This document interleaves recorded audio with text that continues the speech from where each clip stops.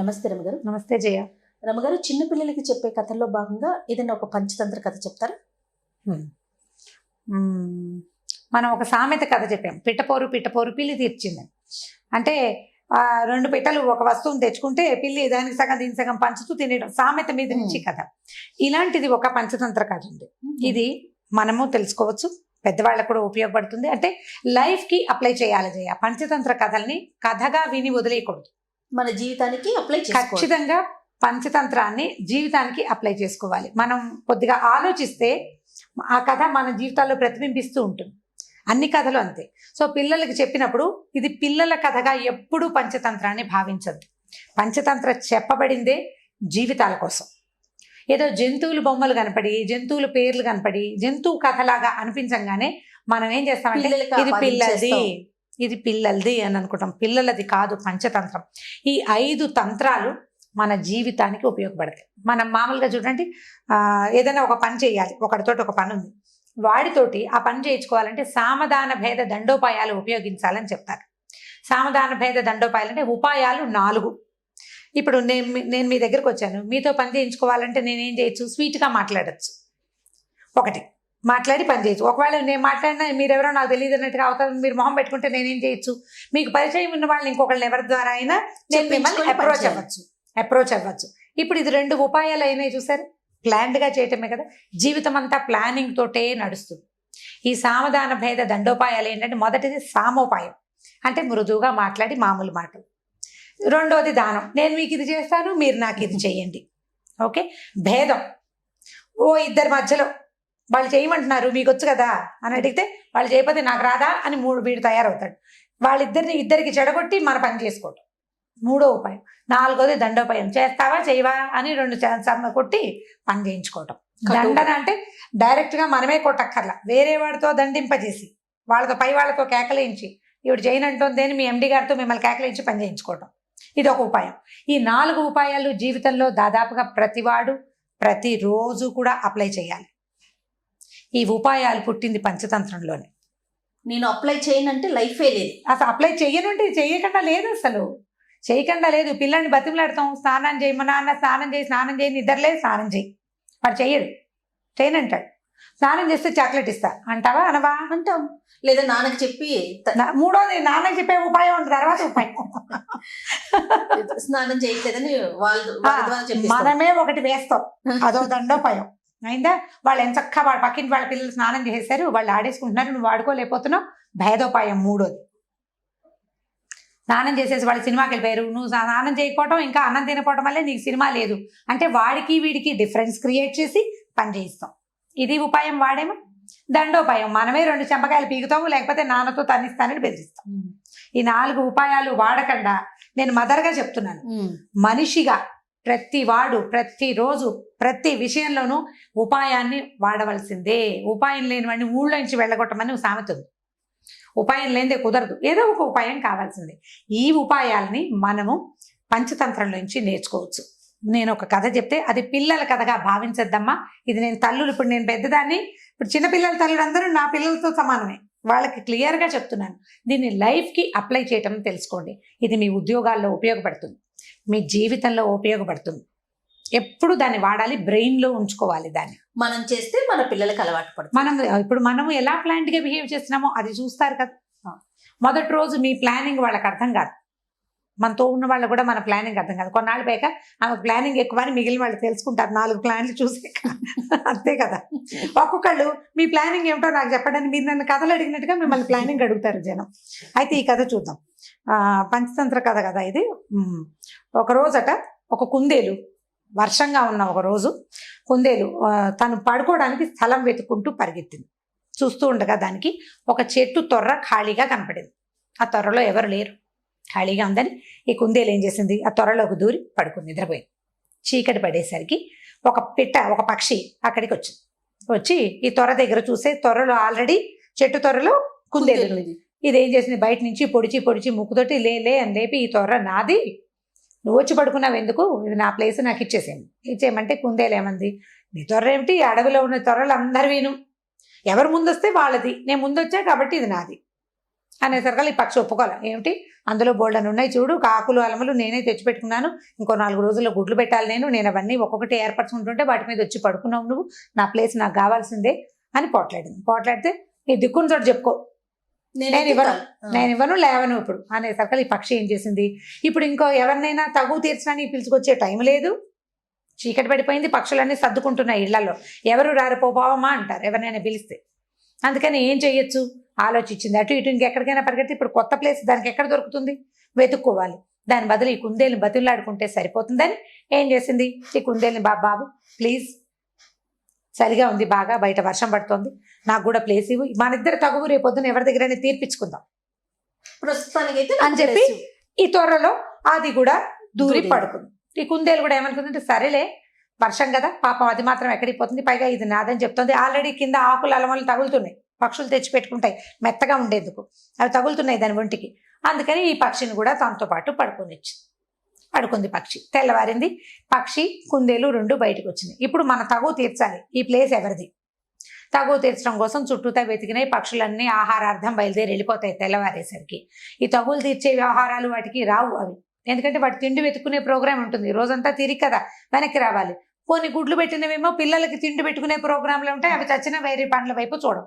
అంటే ఎవరి పని వాడు చేసుకుంటారనమాట. నీ తగులు తీర్చే వ్యవహారం ఎవరికి అక్కర్లేదు. పంచాయతీలు ఎవరు పెడతారు, పని పాట లేని వాళ్ళు పెడతారు. ఇక్కడ ఉన్న పిట్టలన్నిటికీ వాటి పని వాటికుంది. సరే ఏం చేసినాయి, ఇవి 2 ఖాళీగా ఉన్న జంతువు కోసం వెతుక్కుంటూ తిరిగితే ఈ గంగా నది తీరంలో ఉన్నాయి ఈ చెట్లు. ఈ గంగా తీరంలో ఒక పెద్ద ఈవురు చెట్టు, బూరుగు చెట్టు, ఆ చెట్టు త్వరలో ఒక పిల్లి ఉంది. పిల్లి ఖాళీగా కూర్చుంటుంది, ముసలిది. దానికి పెద్దగా అంటే రోజంతా తిండికి కోసం వెళ్ళే ఓపిక లేదు, పిల్ల జల్లా లేరు, ఎవరికైనా ఆహారం తెచ్చిపెట్టాల్సిన పని లేదు, శక్తి ఉడిగిపోయింది, ఎక్కడో ఒక చోట కూర్చుంటుంది, ఏదో కాస్త తెచ్చు తిని, ముసలిది కదా కదలికలు తక్కువగా ఉంటుంది, అంటే పెద్దదనమాట. పెద్దవాళ్ళు ఏం చేస్తారు, ఏదో వేళకి చిన్నప్పుడు తిన్నంత ఆహారం వాళ్ళకి అక్కర్లేదు కదా, కొద్దిగా తిని ఎక్కువ గంటలు ఉండగలుగుతారు. పిల్లి కూడా అలాంటిదే. సరే ఏం చేసినాయి, ఈ 2 పిల్లి దగ్గరికి వెళ్దామని మెల్లిగా ఆ చెట్టు వైపుకి బయలుదేరినాయి. చెట్టు దగ్గరికి వెళ్ళేసరికల్లా అదేమో త్వరలోనే కూర్చుని మొహం బయటికి పెట్టింది. ఈ పిట్టాను ఈ కుందేలు ఇద్దరు కలిసి తమ కథ అంతా చెప్పినాయి. సాయంత్రం నేను వచ్చేసరికి అక్కడ ఎవరు లేరు, ఖాళీగా ఉంది, అందుకని నేను త్వరలో పడుకున్నాను, ఈ పెట్టేమో ఇది నాదంటోంది, కాబట్టి నువ్వు తీర్పు చెప్పాలి. అడవిలో ఎవరు ముందు ప్లేస్ సంపాదించుకుంటే వాడిదే కదా, నేను నిన్నే ఖర్చు వేశానంటే బస్సు సీట్ లాగా కుదరదు కదా అని కుందేలు, నేను కొన్నాళ్ళ నుంచి ఉంటున్నానని చెప్పేసరికల్లా ఈ పక్ష పిల్ల అనుకుంది, భలే టైంకి దొరికారు, అసలు ఇవాళ ఓపిక లేదు, ఆహారానికి వెళ్ళే ఓపిక లేదు, బాగా దొరికినాయని. అబ్బాయిలు మీరేదో కిచకిచా కిరికిరు అంటున్నారు కదా, నాకేమీ బాగా వినపడ్డలేదు, పెద్దదాన్ని కదా, ఇలా దగ్గరికి రండి, త్వరలోకి వచ్చేస్తే మీరు చెప్పేది నేను వింటాను. ఇంత దూరంగా చెప్తే నాకు ఎట్లా వినపడుతుంటే ఇవి 2 మొహమొహాలు చూసుకున్నాయి. ఏం చెయ్యాలి, పిల్లి దగ్గరికి వెళ్ళొచ్చా, ఆ పిల్లి కుందేల్ని చంపేస్తుంది, పిట్టని చంపేస్తుంది, రెండింటిని తినేయగలదు. అది ఏం చేయాలి ఆలోచించి, ఇది ఎలాగో ముసలిది, తొర్ర ఎలాగో చిన్నది, ఒకవేళ అదేమైనా చేస్తే పారిపోవచ్చు, అట్లా లోపల ఆలోచించుకున్నాయి. ఈ ఆలోచన కంటే ఆలోచన చిన్నది, తమ తగువ తీర్పించుకోవాలన్న ధోరణే వీళ్ళకి హెచ్చుగా ఉంది.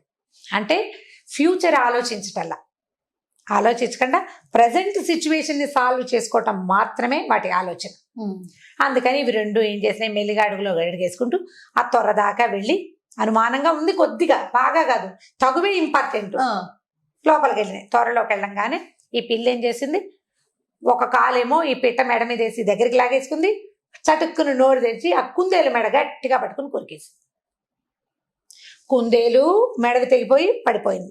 ఈ కాలి కింద పిల్లి గోళ్ళు మహాపదునుగా ఉంటాయి, ఆ పక్షి మెడ పట్టుకునేసరికల్లా మెడ కాస్త విరిగిపోయింది. చక్కగా ఇది తాపిగా ఆ కుందేల్ని పక్షిని చిన్నది కదా, అది ముందు తినేసి కుందేల్ని రేపటికి దాచుకొని ప్రశాంతంగా మళ్ళీ 3-4 రోజుల తర్వాత తగు తీర్పించడానికి ఎవరు వస్తారోనని వెయిట్ చేస్తూ కూర్చుంది. ఇప్పుడు కథ చూడండి, ఇవి 2 తమ తాత్కాలికమైన తగాదా కోసం ప్రమాదకరమైన పరిస్థితి వచ్చే చోటకి వెళ్ళినాయి. ఇవి ప్రజెంట్ సిచ్యువేషనే తప్పిస్తే ఫ్యూచర్ ఆలోచన లేదు. దీన్ని పిల్లలకు అప్లై చేద్దాం. ముందు పిల్లలు ఎంతసేపు కొట్లాడుకుంటారు, స్కూల్లో కొట్లాడుకుంటారు, టీచర్ దగ్గరికి వెళ్తారు, 2 పిల్లలు కొట్టుకుని టీచర్ దగ్గరికి వెళ్ళంగానే ఆ టీచర్ ఏదో కేకలేస్తుంది, ఏదో చెప్తుంది, తర్వాత వీడికో నోట్సు వాడికో నోటు రాసేసి ఇంటికి పంపిస్తుంది. పేరెంట్స్ని పిలిపిస్తారు. అదే కాకుండా ఈ పేరెంట్స్ రావడము వీలు కుదిరితే కొంచెం నోరు గల అమ్మలక్కలు అనుకోండి, ఇద్దరు మీ అబ్బాయి చేశాడు అని పొట్టాడుకుని పిల్లలు ఆడుకుంటారు, వీళ్ళు మొహమొహాలు చూసుకోకుండా అవుతారు. ఇదొకటి. అక్కడి నుంచి ఈ టీచర్కి ఎవ్రీ టైం ఏ సిచ్యువేషన్ వచ్చినా వీళ్ళిద్దరు ఎప్పుడు కొట్టుకుంటారనే ఉండిపోతుంది ఇంప్రెషన్. తగాదాలు మనలో మనం తీర్చుకోవాలి. ఇప్పుడు పెద్దవాళ్ళ దగ్గరకు వద్దాం. ఇప్పుడు మనం అందరం అప్లై చేసుకోవాలనుకుంటున్నామా? అవును. భార్య భర్త పోట్లాడుకుంటారు చిన్న విషయానికి, దాన్ని వాళ్లే సింపుల్గా సార్ట్అవుట్ చేసుకుని, ఒకళ్ళు తగ్గి ఇంకొకళ్ళు పెరిగి, వాళ్ళు తగ్గినప్పుడు మనం పెరిగినప్పుడు రెండో వాళ్ళు తగ్గి చేస్తే సర్దుకుపోతుంది. దీన్ని పెద్దది చేసి మూడో వాళ్ళ దగ్గరికి తీసుకెళ్ళామంటే మనం ఫ్యూచర్ ఆలోచించాం. అమ్మ నాన్న అయ్యారనుకోండి, పిల్లల భవిష్యత్తు, పిల్లల జీవితం, ఎంత రోడ్డు ఎక్కుతాం మనం, మళ్ళీ కలిసి ఉండాల్సి వస్తుంది. ఎలాగో మీ మీద ఉన్న బ్యాడ్ ఇంప్రెషన్ వీళ్ళు ఎప్పుడూ కొట్టుకుంటారు అన్నమాట అలాగే ఉండిపోతుంది. భార్య భర్త ఇట్లా, అక్క చెల్లెళ్ళు వాళ్ళు అంతే, తోడుకోడళ్ళు వాళ్ళు అంతే, అత్తా కోడలు ఎవరైనా అంతే. మనం తాత్కాలికంగా వచ్చిన తగాదాన్ని ఇప్పుడు ఆఫీసులో కొలీగ్స్ కూడా అంతే. ఇప్పుడు ఒకే త్వరలో కుందేలు పక్షి సర్దుకుని పడుకునే, అదే సర్దుబాటు కొన్నాళ్ళు చేస్తే సరిపోతుంది. మర్నాడు తగాదా తీర్చడానికి మూడో మనిషి దగ్గరికి వెళ్ళేసరికల్లా అది ప్రమాదంగా వాటికి సంభవించింది. మనం చచ్చిపోవనుకోండి, అవి చిన్న పక్షులు కాబట్టి, జంతువులు కాబట్టి. ఇప్పుడు ఈ కథని పెద్ద విషయాలకి అప్లై చేసుకోవాలి, మన జీవితానికి అప్లై చేసుకోవాలి. ప్రతి చోట అంతే చేయాలి. మనం గాడిద ప్లానింగ్ కథ చెప్తున్నామా? ఆ ప్లానింగ్ పిల్లలకేనా? మనకు కాదా? ఖచ్చితంగా మనకు కూడా ప్లానింగ్ కావాలి, మనకి కూడా జాగ్రత్త కావాలి, మనకి కూడా తెలివి కావాలి, పిల్లలకే కాదు. ఇది మొత్తం ప్రతి వ్యక్తికి, మానవులకి అవసరమైన విషయాలు. నీతి కథలన్నీ పిల్లలకి చెప్పడానికి కాదు, నీతి కథలు మనం తెలుసుకోవడానికి కూడా కాదు, తెలుసుకుని అప్లై చేయటానికి, జీవితంలో దాన్ని వాడుకోవడానికి. పంచతంత్ర కథని శ్రద్ధగా వినండి, శ్రద్ధగా చదవండి, దాన్ని మన జీవితానికి అప్లై చేసే ప్రయత్నం చేయండి. ఒకసారి కనుక మనకి ఇది అర్థమైతే మనం కొట్లాటలకు వెళ్ళాం. ఏదైనా వచ్చినా మనలో మనం సార్ట్ చేసుకోవాలనుకుంటాం, ఆలోచన మారుతుంది. మీరు ఆలోచన మారడానికి ఇది తీసుకోండి. మీకు పంచతంత్ర కథ ఒరిజినల్ ఎప్పుడు నేను మీకు చెప్పలా. విష్ణు శర్మ అనే ఒక పండితుడు తెలివి తక్కువగా, రాజుగారి అబ్బాయిలు నలుగురు, రాజుగారి తెలివైన వాడు, ఆయన పిల్లలు నలుగురికి పొట్టి తెలివి తక్కువ వాడు. ఈ నలుగురు తెలివి తక్కువ పిల్లల్ని రాజుగారు విష్ణు శర్మకి అప్పచెప్పాడు. ఆయన ఈ కథలు, పంచతంత్ర కథలు చెప్పి వీళ్ళని రాజకీయ దురంధరులుగా చేశారట. అలా వచ్చినాయి కథలు. వాళ్ళకి ఈ జంతువుల కథలు చెప్తూ ఎట్లా మీరు లైఫ్ కి దీన్ని వాడుకోవాలో చెప్పాడు. బుద్ధిని పెంచుకోవాలి. కథని పిల్లలకి చెప్పడం కాదమ్మా, మీరు కూడా దాన్ని లైఫ్ కి అప్లై చేయడానికి ట్రై చేయండి. మీరు ఎవరైనా ఒకళ్ళు, ఇద్దరు, ముగ్గురు అయినా సరే, ఇది ఈ కథ నాకు లైఫ్ కి ఉపయోగపడింది అని మీకు అర్థమైందా, అప్పుడు మీరు కథ చెప్పడం మొదలు పెడతారు నాలాగా. సూపర్. అంతే, దీన్ని అప్లై చేయండి. ఏ నీతి కథనైనా ఇలాగే చేయాలి. మనం పిల్లలకి ఏదో ఒక స్టోరీ కోసం కాకుండా నీతి జీవితానికి ఉపయోగపడే నీతి అంటేనే అది. రమగారు, పంచతంత్ర కథలో భాగంగా ఈరోజు ఒక స్టోరీ చెప్పండి. అంటే మనం పంచతంత్ర నీతి కథలు అని చెప్పాం కదా. అవునండి. సో ఈ నీతి కథలు చెప్తాం. మనకి తెలుగులో పద్యాలు ఉన్నాయి. సుమతి శతకం, వేమన శతకం పద్యాలు ఉన్నాయి. కొంతమంది అడుగుతుంటారు, శతక పద్యాలు చెప్తారా మీరు, ఇందులో చెప్పండి అని. ఇందులో చెప్పడం అయితే సాధ్యపడే వ్యవహారం కాదు. 1-2 సార్లు ట్రై చేసాం, అదేమంత బాగా వర్కౌట్ అయినట్టు అనిపించలేదు. పద్యాలు చదువుకోవాలి ఎవరైనా సరే. తెలుగు ఒక పద్యం చెప్తాను చూడండి, ఆ పద్యానికి రిలేటెడ్ కథ చెప్తాను. బలవంతుడ నాకేమని పలువురతో నిగ్రహించి పలుకుట మేలా, బలవంతమైన సర్పము చలిచీమల చేత చిక్కి చావదే సుమతి. అంటే నాకేమిటి అని గనక ఇదిగా ఉంటే నువ్వు దొరికిపోతావు ఎప్పుడో ఒకప్పుడు. ఎందుకంటే ఎంత బలవంతమైన సర్పమైనా చీమలకి దొరికిపోతుంది.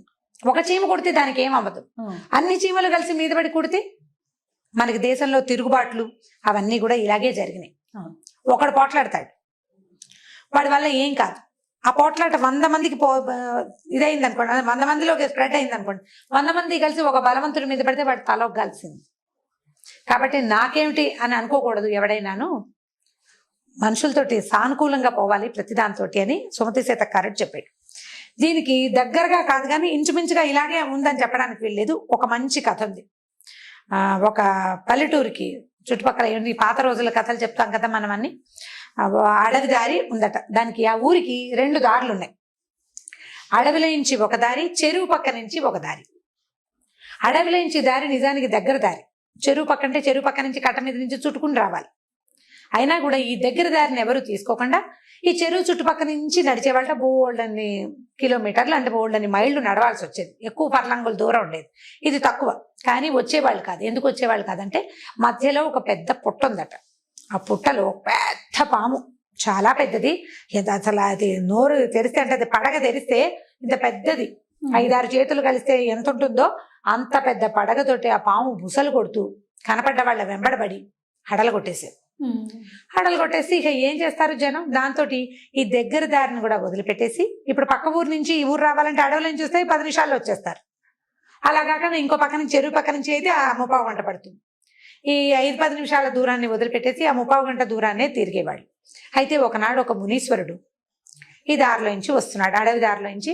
అవతల ఊరు నుంచి ఆ పక్కన ఏదో అడవి ఉంది, అందులో నుంచి ఆ ఊరు దాటారు. అక్కడి నుంచి ఈ ఊరు రావడానికి ఈ అడవి దారిలో వస్తుంటే ఈ పాము బుసలు కొడుతూ ఆయన వెంట పడేసరికల్లా ఆయన కేకలేసాడు పామును.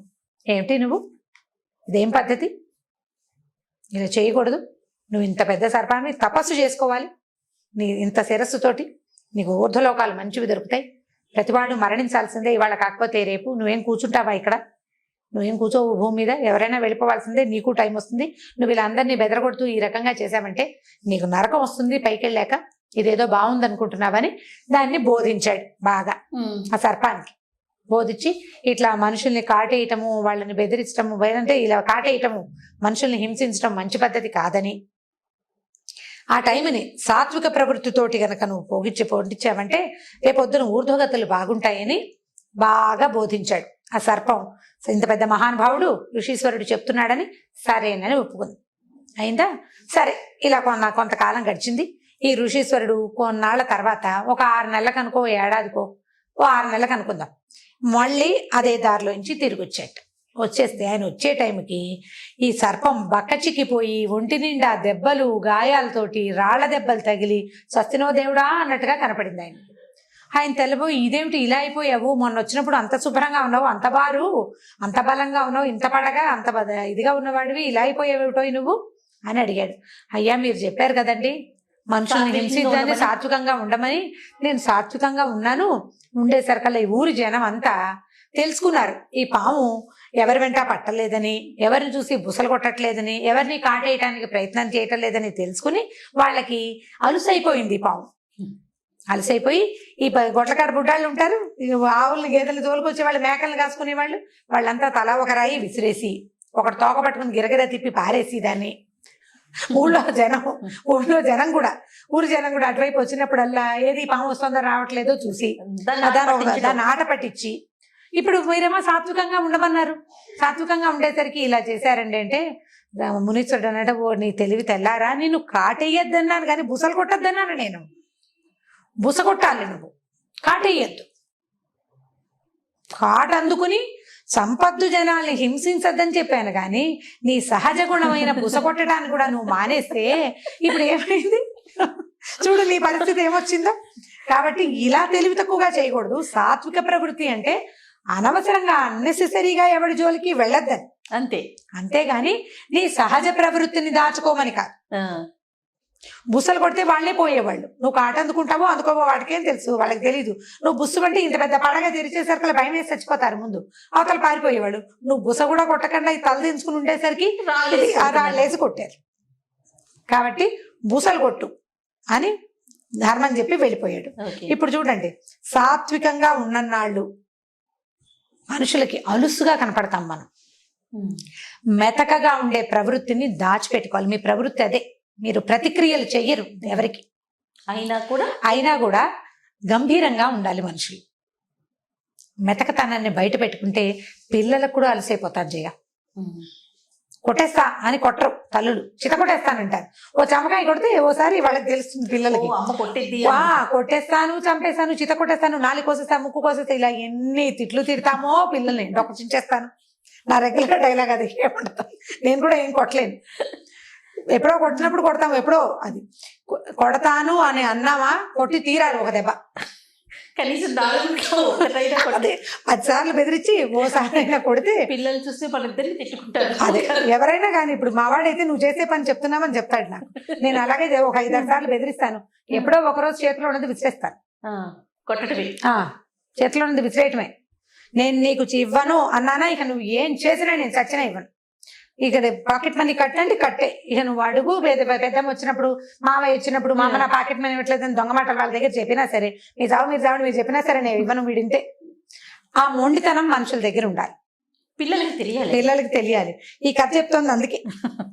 పిల్లలకు కూడా చెప్పచ్చు. స్కూళ్ళల్లో ఏం చేస్తారంటే ఈ వీళ్ళ చాతకానితనాన్ని, మెతకతనాన్ని ప్రదర్శించకూడదు, కామ్గా ఉండాలి. ఉండేసరికల్లా బెదురుతారు, నాకు రాదు, నాకు భయం అన్నమాట చెప్పావా అవతల వల్ల కలిసైపోతాం. అందుకని మనం కూడా మెతకతనాన్ని దాచుకోవాలి, దాన్ని చూపించకూడదు. చాలా మంది దిగి నోటితో వాచా శూరత్వం ఉంటుంది, వాక్ శూరత్వం అంటారు. వాచా శూరత్వం అంటే మాటలే, కొట్టేస్తాం, చంపేస్తాం, పొడి చేస్తాం, అదేదో చేస్తాం. తీరా క్రియేట్ చేసరికి ఏమీ చెయ్యం మనం, ఏమి చేయం. పోనీ మీరు దెబ్బలు కొట్టలేరు అనుకుంది, పిల్లల్ని కొట్టమని చెప్తున్నారు రమ్మగారు, బాగులేదు అనుకోవద్దు. పిల్లల్ని కొట్టద్దు, కట్ చేసేయండి. కొన్ని ఏం కట్ చేయాలి, సోషల్ బాయ్ కట్ చేయడం. వాడు అరిచి గీ పెట్టినా వాడితో మాట్లాడద్దు. 10 అడుగుతారు, 10 ప్రశ్నలకు కూడా సమాధానం చెప్పద్దు. నేను నీతో మాట్లాడను ఒక పూట, కొన్ని గంటలు, ఎక్కువ కాదు. నేను మళ్ళీ బిగించి కైకేయిలాగా చేయకూడదు, అంత కాదు, కొద్దిగా మాటలు మానేయటం. తర్వాత పాకెట్ మనీ కట్ చేయటం. ప్రతి వారం శనివారం ఆదివారం ఐస్ క్రీమ్ ఇప్పిస్తామనుకోండి, ఈ వారం నువ్వు అల్లరి చేసావు, నీకు ఇది ఇప్పించను అని మంగళవారం చెప్తే శనివారం దాకా ఆ మాట మీరు గుర్తుపెట్టుకోవాలి, దాని మీద నుంచోవాలి, మీ పరాక్రమాన్ని చూపించాలి. పాము దాని ఒరిజినల్ పరాక్రమాన్ని చూపించాలని ఋషీశ్వరుడు ఎలా చెప్పాడో అలాగే తల్లుల పరాక్రమం పిల్లలకి తెలియాలి. వీళ్ళు ఇలాగే చేస్తారు. అసలు మాట్లాడకుండా ఒక 1 or 2 hours ఉంటే చాలేమో, చాలా ఎక్కువ, ఎంత విలువెల్లాడిపోతారు, చాలా ఎక్కువ. కానీ వాళ్ళు మన మీద ప్రయోగిస్తారు, అది చూసుకుని చేయాలి. మనం చేసేమా ఇది మనం ఆవిడెవరో అడిగారు, మనం బ్లాక్మెయిల్ చేస్తే, ఇమోషనల్ బ్లాక్మెయిల్ చేయండి అని చెప్పాము ఒక కథలో. మనం చేస్తే వాళ్ళు అలవాటు చేసుకుని వాళ్ళు చేస్తారేమంటే చేస్తారు. వాడికి అలవాటు అయిపోయేంత ఎక్కువ నువ్వు చేయకూడదు, మనం దొరకకూడదు కదా. తల్లులకి ఎంత తెలివి కావాలి తెలుసా జయ, నిజంగా చాలా తెలివి కావాలి. ఎందుకంటే పిల్లలు ప్రచండమైన తెలివితేటలు కలిగిన వాళ్ళు ఉన్నారు ఇప్పుడు, మామూలు తెలివి కాదు అసలు. వాడు నేను చెప్తుంటే 1 day బేబీకి తెలుసు మన సంగతి. మీరు ఎప్పుడు చెప్తారు, కీలరికి వాత పెట్టాలి, అదే కీలరికి వాత పెట్టుకోవాలి. పిల్లలకి దొరకకూడదు ఏమైనా సరే, పిల్లలకే కాదు చేయ, కెమెరామెన్లు ఇద్దరు మనకేసి చూస్తున్నప్పటికీ మొగుళ్ళకి దొరకకూడదు, అత్తగారులకి దొరకకూడదు, అమ్మకి కూడా దొరకకూడదు. మనం చేసేది దొరికేమా దొరికిపోతాం అంతే. వీళ్ళు ఎవరికి దొరకకుండా ఉండాలంటే మనకి ఎన్ని తెలివితేటలు ఉండాలి. మొదటిది, మనం ఏదో కులాసాగా బద్ధకంగా ఏదో యూట్యూబ్ చూస్తూ ఏదో పని చేస్తూ కాలక్షేపం చేయకూడదు. బ్రెయిన్కి ఎప్పటికప్పుడు పదును పెట్టుకోవాలి. ఆడవాళ్ళు ఎంత తెలివిగా ఉంటే ప్రపంచం అంత బాగుంటుంది. సూపర్ అంతే, మనకు ఉండాలి తెలివి ఖచ్చితంగా. మనం కాదు, ఇప్పుడు మన పని మనిషి ఉంది, పని మనిషి తోటి ఒకలా, మనకి అందరికీ ఉంటాయి చేయాలి. పని అమ్మాయి తోటి ఒక రకంగా మాట్లాడతాం, అవునా? పని అమ్మాయితో మాట్లాడినట్టు మనం ఎవరితోటైనా మాట్లాడతామా? మాట్లాడు. అమ్మతో ఒకలా మాట్లాడతాం, అవునా? కూతురు దగ్గరకు వచ్చేసరికి అమ్మ దగ్గర మనం గారాలు పోతాం, పిల్లల దగ్గరకు వచ్చేసరికి వాళ్ళ గారాలు మనం భయపడతాం, వాళ్ళ గారాలకు లొంగిపోవాల్సి వస్తుంది. సో ఇప్పుడు ప్రతి వాళ్ళు ఇన్ని పాత్రలు పోషిస్తూనే ఉంటారు. ఇప్పుడు అందరితోటి ఈ ప్లే చేసేటప్పుడు ప్రతిసారి తెలివిగా ప్లే చేయండి. ఋషీశ్వరుడు చెప్పాడు, పరాక్రమాన్ని చూపించద్దు కానీ నీ రకాన్ని చూపించు, నీ సంగతి చూపించు. నీకు పడగుంది, కోరలు ఉన్నాయి, నీకు విషం ఉంది, నువ్వు ఎప్పుడైనా కాటేయగలవు. ఆ భయం ఉండాలి అవతల వాళ్ళకి. సో ప్రతి స్త్రీ నేర్చుకో, ప్రతి తల్లికి ఈ తెలివితేటలు ఖచ్చితంగా ఉండవలసిందే. పాము కథ చెప్పి మమ్మల్ని పాములాగా మారమంటారంటే పాముకి ఇలాగా మారమంటలేదు. ఋషీశ్వరుడు చెప్పింది నువ్వు కాటు వేయద్దు, నీ ఒరిజినల్ నేను ఇది చెయ్యగలను అని చూపించాలి. చూపిస్తే అందరూ కంట్రోల్లో ఉంటారు, ప్రపంచం అంతా మన గుప్పెట్లోకి ఉంటుంది. అప్పుడే మనం సరిగ్గా చేయగలుగుతాం. అప్పుడే మన ఆఫీసుల్లో కూడా ఆఫీసుల్లో ఇంతే, మనం వర్క్ ప్లేసుల్లో ప్రతి చోట మన అస్తిత్వాన్ని మనం నిలబెట్టుకోవాలంటే తెలివిగా వ్యవహరించాలి. మెతకతనాన్ని ప్రదర్శించకూడదు, దాన్ని దాచుకోవాలి. మనం మెతకైనా కూడా దాన్ని చూపించకూడదు, గంభీరంగా ఉండటం నేర్చుకోవాలి. థ్యాంక్ యూ సో మచ్ రమ్మ గారు. ఓకే, వ్యాలిడ్ పాయింట్స్ వచ్చాయి అనిపిస్తుంది అంటే మీకు పాయింట్లు. సరే, దీంట్లో ఎన్ని కామెంట్లు వస్తాయో చూద్దాం.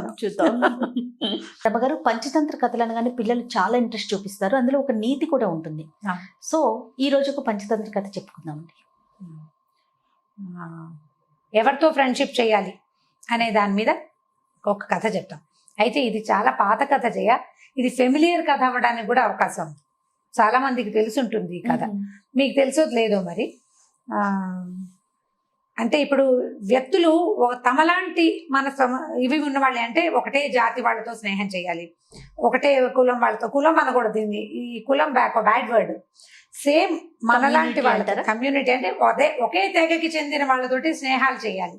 వేర్వేరు తెగల వాళ్ళతోటి స్నేహం చేసినప్పుడు అప్పుడప్పుడు ఎక్కువగా అది ఫెయిల్ అవ్వడానికి అవకాశం ఉందని చెప్పే పంచతంత్ర కథ ఇది. అయితే పంచతంత్ర కథలు చెప్పే నాటికి ఇది చాలా పురాతనమైన పద్ధతి కదా, 500-600 సంవత్సరాల క్రితం కథలు ఇవి. అప్పటికి మనుషుల్లో కూడా ఇలాంటి జాతి వ్యవస్థ అది స్పష్టంగా ఉందో లేదో మనకి పెద్దగా అవగాహన లేదు. కుల వ్యవస్థ ఖచ్చితంగా ఉంది, చాతుర్వర్ణాలు ఎవరి పని వాళ్ళ నుంచి వాళ్ళు చేసుకునే విధానం ఉన్నదే అన్నమాట. అలాంటప్పుడు రాజుగారి అబ్బాయిలకి విష్ణు శర్మ చెప్పిన కథలు ఇవి. 4 రాజకుమారులకి చెప్పారు. అయితే ఎవరితో ఫ్రెండ్షిప్ చేయాలంటే మంచి చెడు తెలుసుకుని స్నేహం చేయాలి, మూర్ఖులతోటి స్నేహం చేయకూడదు. తర్వాత మన స్వజాతి కానివాడు, అంటే ఒక శాకాహారి మాంసాహారి స్నేహం చేయకూడదన్న నీతి కూడా అందులో ఉంది. ఈ శాకాహారి మాంసాహారి అంటే జంతువుల్లో ఉంటాయి కదా, కొన్ని జంతువులు శాకాహారులుగానే ఉంటాయి. పెద్దదైన ఏనుగు ఒట్టిగా ఆకుల అలవలు తిని బతుకుతుంది.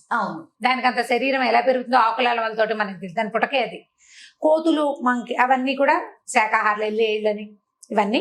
ఇప్పుడు మాంసాహారులు అనేసరికల్లా నీళ్లలో ఉండేవి మాంసాహారులే, పక్షులన్నీ మాంసాహారులే, పెద్ద జంతువులు అంటే నక్క తోడేలు లాంటి సాధారణ జంతువుల నుంచి హైనాలు ఇవి కాకుండా పులుడు సింహాలు ఇవన్నీ మాంసాహారులు. ఇప్పుడు ఒక మాంసాహార జంతువు ఒక శాకాహార జంతువు స్నేహం చేస్తే మాంసాహార జంతువు వల్ల శాకాహార జంతువుకి సమస్య రావచ్చు అని చెప్పే కథ అన్నమాట ఇది. ఇదేంటంటే ఒక కోతట ఒక చెరువు పక్కన ఉన్న, ఒక నది పక్కన ఉన్న మామిడి చెట్టు మీద ఉండేది. మామిడి చెట్టు మీద హాయిగా రోజు ఏవో అంటే సీజన్లో ఎండాకాలంలోనే కదా మామిడి పళ్ళు వచ్చేది, అది మార్చి నుంచో మొదలవుతాయి. ఈ నదుల పక్కన ఉన్న చెట్లు త్వరగా పూస్తాయి అంటే ఎక్కువ కాలం ఫలిస్తాయి. పుష్పించడము తొందరగా ఉంటుంది, ఫలించడము ఎక్కువ కాలం ఉంటుంది, ఈల్డ్ ఎక్కువ ఉంటుంది కదా నీటి యువక ఉండేసరికి. అయితే ఈ మామిడి చెట్టు మీద ఉండే కోతి అది మార్చి నుంచి, అంటే మనకి ఇక్కడ పచ్చకాయలు వచ్చే టైంకి దానికి పళ్ళు వచ్చేసేవి. ఆ పళ్ళు తింటూ ఉండేది మార్చి నుంచి, అట్లా ఎండాకాలం వెళ్ళేదాకా, మళ్ళీ ఇంచుమించు ఆషాఢం శ్రావణం వచ్చేదాకా మామిడి పళ్ళు తినేది. అయితే ఇది మామిడి పళ్ళు సగం తిని పడేసి ఒక పండు వస్తుంటే రెండో పండు కింద పడిపోయి నది మొదట్లో పడేది, నది ఒడ్డున పడుతుండేవి. ఆ నదిలో ఒక మొసలి ఉండేదట. ఆ మొసలి ఈ పడిన మామిడి పండును తిని చూసింది, ఎంతో బాగుంది. సహజంగా మొసలి మాంసాహారి, శాకాహారం కూడా తినేదేమో. ఇప్పుడు శాకాహారి కాదండి మొసలి, అసలు పళ్ళు తింటూ మీరు పిచ్చి కథలు చెప్తున్నారని నన్ను అడగకూడదు, ఎందుకంటే కథ ఇలాగే చెప్పాడు ఆయన. ఇది మీరు మేము అనుకుని చెప్పే కథ కాదు కదా, ఇది అంటే ఒక నీతిని మనకి ఇంజెక్ట్ చేయటం కోసం చెప్పబడిన కథ కదా. ఈ మొసలి ఇక మామిడి పళ్ళు తింటుంటే చాలా బాగున్నాయని కోతికి చెప్పింది. కోతి ఏం చేసింది, అప్పటి నుంచి కొంచెం స్నేహం చేసుకున్నాయి అనమాట రెండు. ఈ రకరకాల పళ్ళు తను కోసుకుని తింటున్నప్పుడల్లా ఓ పండు కిందకి పడేస్తుండేది, అడవిలోకి వెళ్ళి జామ పళ్ళు తెచ్చు తినేది, ఓ 2 జామ పళ్ళు మొసలికి కూడా తెచ్చిచ్చేది. ఇలా తీయటి పళ్ళు తింటూ ఉండేది మొసలి. అయితే ఇలా రోజులు గడుస్తూ ఉండగా ఒకసారి చాలా పళ్ళు, పెద్ద గాలి వాన వచ్చి పళ్ళు ఎక్కువ రాలిపోయింది. కోతి మొసలి తినగలనని తిన్నాయి. కోతి అంటే ఒక కోతే ఉండదుగా, చుట్టుపక్కల బోళ్ళని కోతులు ఉంటాయి, అవి ఇవి అన్ని తినేగా కూడా కొన్ని పళ్ళు ఉండిపోతే ఈ మొసలి ఏం చేసింది, ఈ పళ్ళని తన భార్యకి తీసుకెళ్ళిందట. దేనికైనా మగదానికి ఆడది ఉండాల్సిందే కదా, తన ఆడ జంతువుకి పట్టుకెళ్ళింది మొసలి కోసం. పట్టుకెళ్తే ఆ మొసలి ఆడ మొసలి తిని చూసింది, ఎంతో బాగుంది, ఎంత బాగుందో అంటే అప్పటి నుంచి ఇది కోతి నా ఫ్రెండ్, మేమిద్దరం కబుర్లు చెప్పుకుంటున్నాము, అక్కడ చెరువు ఒడ్డున మాట్లాడుకుంటున్నాం, ఈ నది ఒడ్డున అని చెప్పేది. అక్కడి నుంచి ఈ ఆహారం పంచుకుని తినడం వల్ల స్నేహం ఏర్పడుతుంది. ఇవి రెండు బాగా ఆ కబుర్లు ఈ కబుర్లు, చెరువులో ఇంతలు విశేషాలు, నదిలో ఉన్నవి, నీళ్ళల్లో ఉండేవి అన్ని మొసలు చెప్పేది, అడవిలో ఉన్న విడ్డూరాలు అవన్నీ కోతి చెప్తుండేది, మాట్లాడుకునేవి. ఇలా ఎక్కువసేపు కబుర్లు చెప్పుకుంటూ భార్య దగ్గరికి వెళ్ళేది కాదట ఈ మొసలి. వైఫ్ తో స్పెండ్ చేసే టైం తక్కువ, ఫ్రెండ్ తో స్పెండ్ చేసే టైం ఎక్కువ.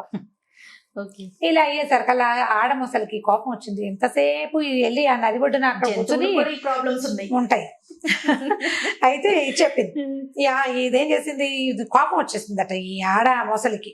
ఇది ఎంతసేపు అక్కడ మాట్లాడుతుంది, నా దగ్గరికి రావటం లేదు వీడని చెప్పేసి ఏం చేసిందంటే ఈ మొసలికి ఏం చెప్పింది, నువ్వెంత తియ్యటి పళ్ళు తెస్తున్నావు, నీకు ఇంత తియ్యటి పళ్ళు ఇచ్చే నీ ఫ్రెండ్ ఉన్నాడు చూడు, వాడెంత గొప్పవాడు, వాడే ఇస్తాడు పళ్ళు, ఎందుకంటే నువ్వు కోసుకోలేవు కదా చెట్టుకి.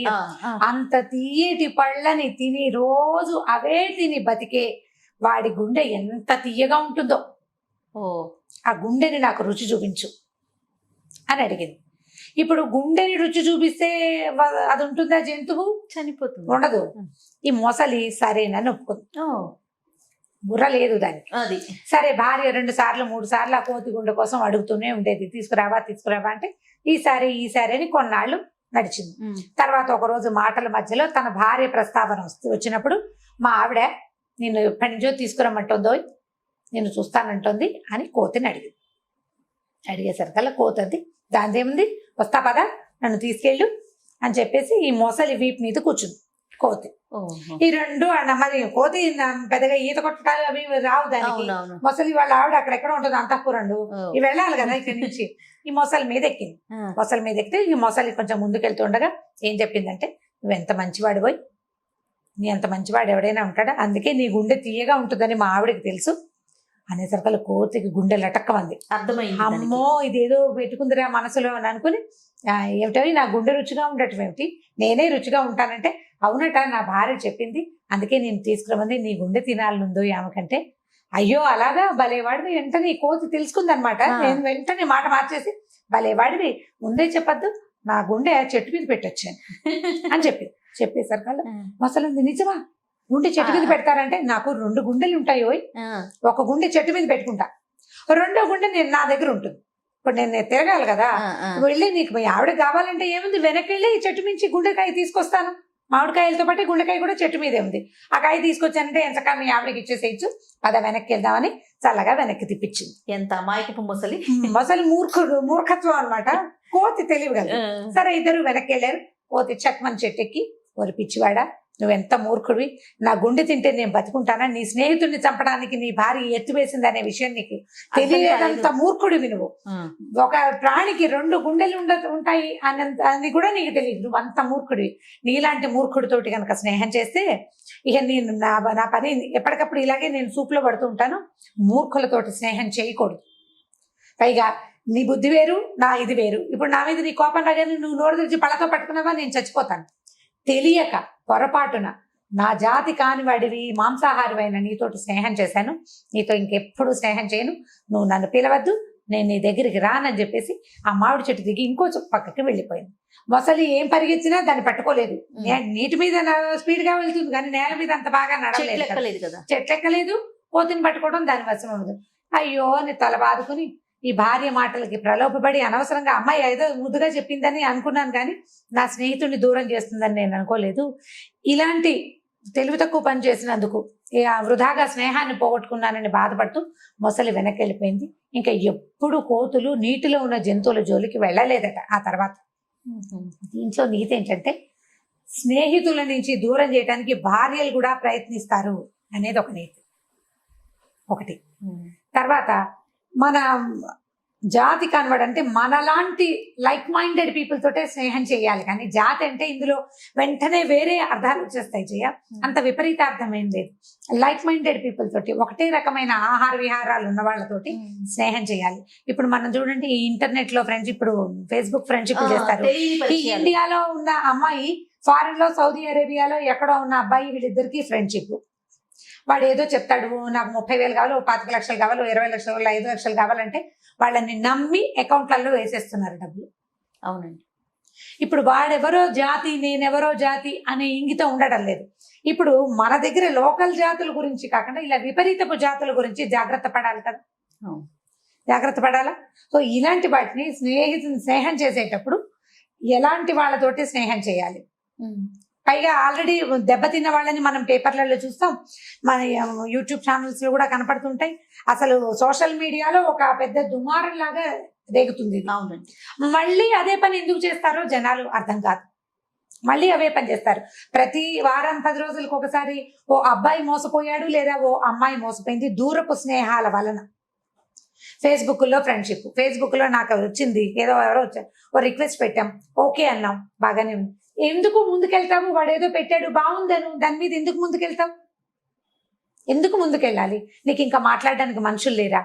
మెషిన్లతోటి ఎందుకు మాట్లాడాలి, ఎప్పుడు ఫోన్లోనో లేకపోతే ట్యాబ్తోనో కంప్యూటర్తోనో ల్యాప్టాప్తోనో ఉంటే మనం మానవ సంబంధాలని మెషిన్ల ద్వారా ముందుకు తీసుకెళ్లేసరికి మనకి తెలియకుండా పోతుంది. అదే నువ్వు నీ పక్క ఇంటి వాడితోటి ఫ్రెండ్షిప్ చెయ్యి, వాడి తరహా ఏమిటో, వాడి వేషం, వాడి రకం మీకు కనపడుతూ ఉంటాయి కదా కంటికి, అప్పుడు వదిలేయచ్చు మొదటే. ఇప్పుడు వేరే దేశంలో ఉన్నవాడితో స్నేహం చేసేటప్పుడు వదిలేసే అవకాశానికి నీకు అవకాశం ఏది, వదిలేయడానికి తెలియదు, నీకు అర్థం కాదు. అసలు మంచో చెడో తెలియదు కదా. మంచో చెడో తెలియదు, నీకు లైవ్ గా చూడని దాన్ని ఎలా నమ్ముతాం మనం? నమ్మలేకపోతాం. ఈ విష్ణు శర్మ చెప్పిన ఏనాడో చెప్పిన పంచతంత్ర కథలు ఇప్పటికీ అప్లై అవుతున్నాయి జయ. ఇప్పటికీ తెలివి తక్కువగానే ఇప్పటికీ మోసపోతూనే ఉన్నారు జనం.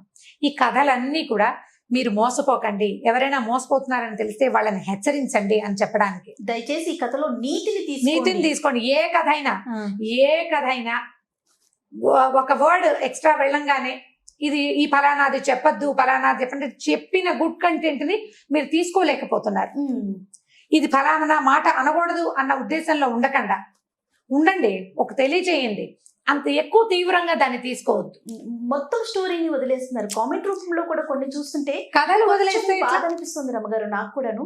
ఎందుకంటే ఇప్పుడు ఒక జాతి అనేది ఒకటి, అంటే అది కథలో ఉన్న విషయం మనం చెప్తున్నాం. అదే ఒక రమ్మగారు లేదా ఒక జయానో క్రియేట్ చేసింది అంటే ఇప్పుడు దాకా చెప్పిన మొత్తం కథలు అన్ని కూడా నేను చదివినవే గాని వీటిలో ఒక్కటి కూడా సొంత కథ కాదు, నేను రాసిన కథలు కాదు కదా. ఇప్పుడు నేను రాసిన కథలు నేనే చెప్పిందంటే నేను ఒక్కదాన్నే కనుక చెప్పిన కథలు, నేను మాట్లాడినవి, అవి నా సొంత భాష. ఒక చిన్న కంటెంట్ తీసుకుని దాని మీద నేను అల్లింది తప్ప అది ఏది నా సొంతం కాదు. ఇప్పుడు కథలు మహామహులు రాసినవి కదా, పెద్దవాళ్ళు ఎప్పటి కథలు వదిలేస్తున్నారు. ఈ వర్డే రాంగ్, ఇదే ఎందుకు తీసుకొస్తున్నారంటే మీరు దయచేసి కొంచెం బ్రాడ్ మైండెడ్ గా ఆలోచించండి. అంటే ఇప్పుడు కథను తీసుకోవాలి, ఇది కథనే తీసుకోవాలి. ఇప్పుడు జాతి గురించి అంటే జాతులు బయట వాళ్ళతో స్నేహాలు చేయడం ఎప్పుడు సేఫ్ కాదు. మనుషుల్ని చూసినప్పుడు స్నేహాలు తప్పకుండా. మనం అమెరికా వెళ్ళాం, అమెరికన్స్ తో ఫ్రెండ్షిప్ చేయొచ్చు, వాళ్ళకి లైవ్ గా వాళ్ళు మనకి కనపడతారు కదా. ఈ కథలో అయితే ఫ్రెండ్షిప్ వరకు ఆగితే ఏదైనా వెళ్ళనుకుంటండి, అదే ఎక్కడైనా మంచి, అది ఎక్కువ వెళ్ళకూడదు, ఎక్కువ వెళ్ళకుండా జాగ్రత్త పడితే బాగుంటుంది. రైట్, థ్యాంక్ యూ రమ్ గారు. ఓకే జయ. ఈ వీడియో కనుక మీకు నచ్చినట్లయితే లైక్ చేయండి, షేర్ చేయండి. మరిన్ని వీడియోస్ కోసం మా ఛానల్ ని సబ్స్క్రైబ్ చేసుకోండి.